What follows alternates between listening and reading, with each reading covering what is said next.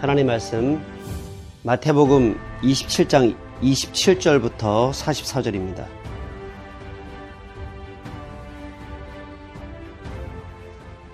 이에 총독의 군병들이 예수를 데리고 관장 안으로 들어가서 온 군대를 그에게로 모으고 그의 옷을 벗기고 홍포를 입히며 가시관을 엮어 그 머리에 씌우고 갈대를 그 오른손에 들리고 그 앞에서 무릎을 꿇고 희롱하여 이르되 유대인의 왕이여 평안할지어다 하며 그에게 침뱉고 갈대를 빼앗아 그의 머리를 치더라.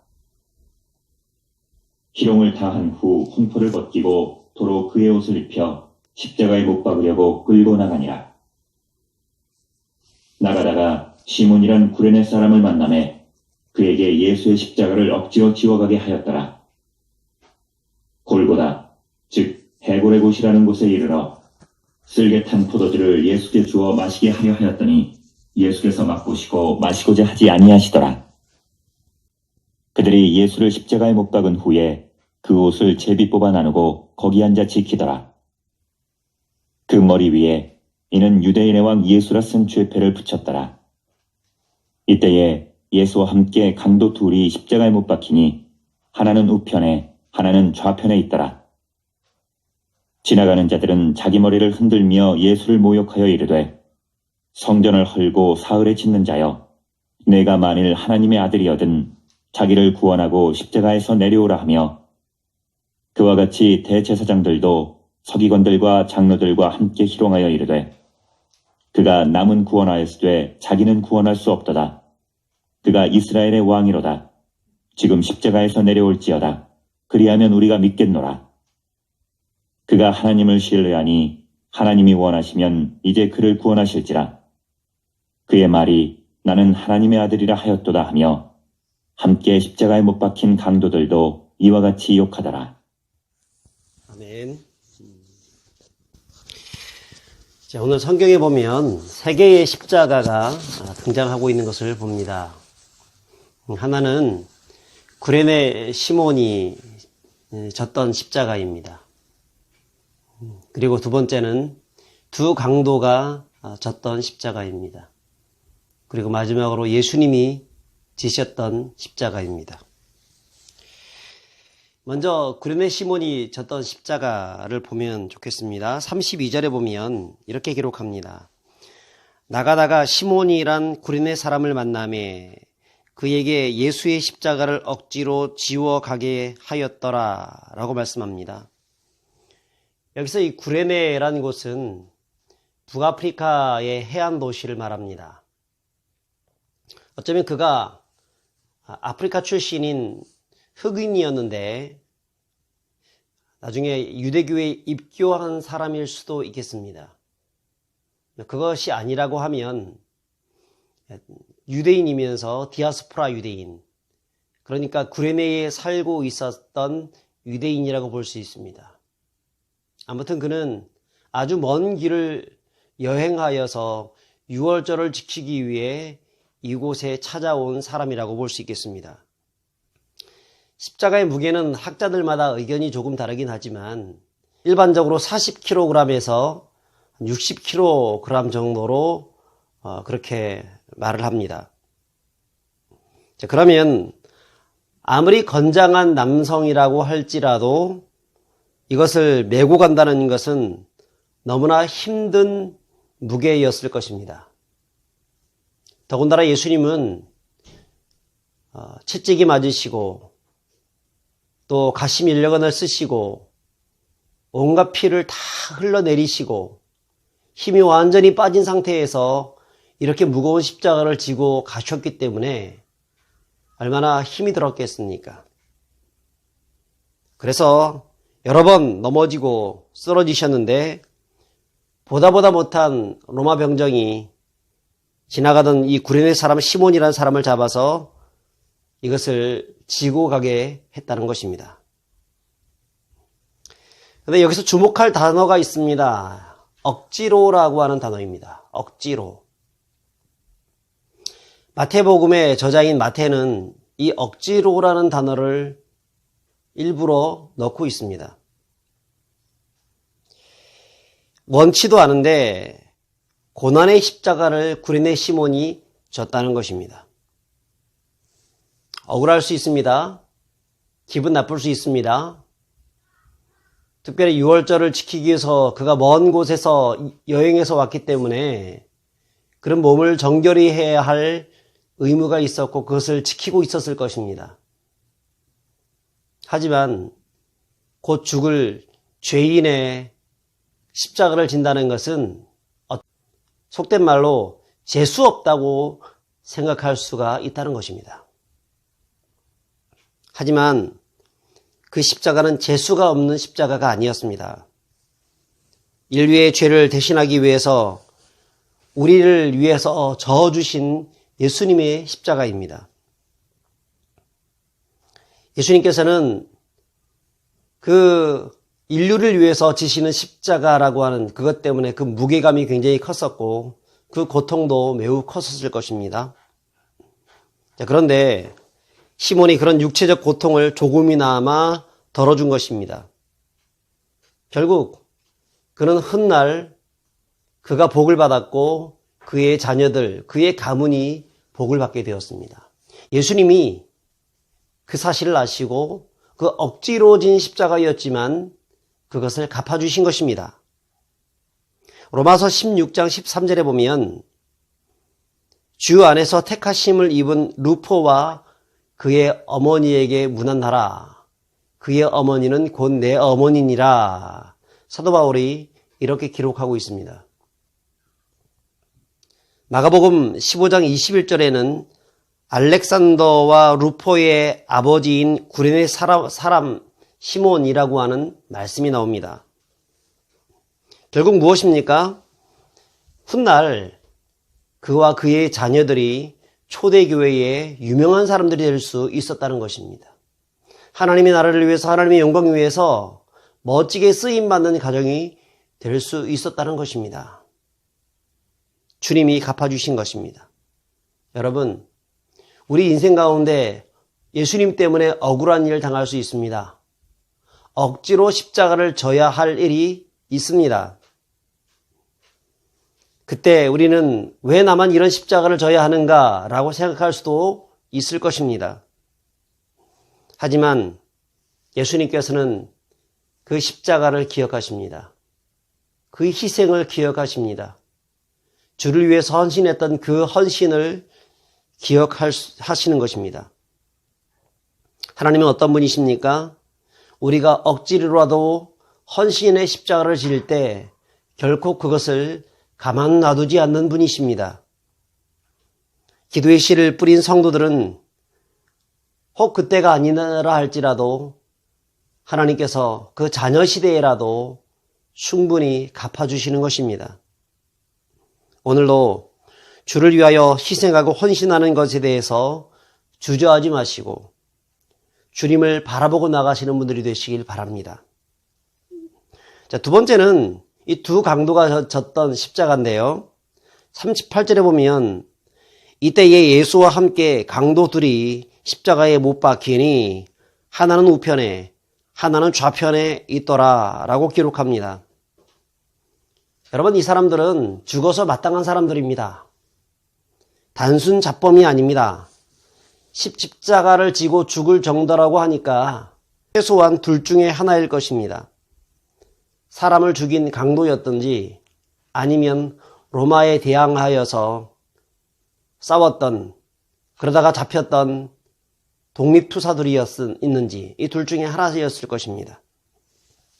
하지만 누가복음 23장 41절에 보면 한쪽 강도가 회개하는 그런 말들을 합니다. 우리는 우리가 행한 일에 상당한 부응을 받는 것이다 라고 말하는 것으로 봤을 때 그는 어떤 정치범, 독립투사가 아니었을 것입니다.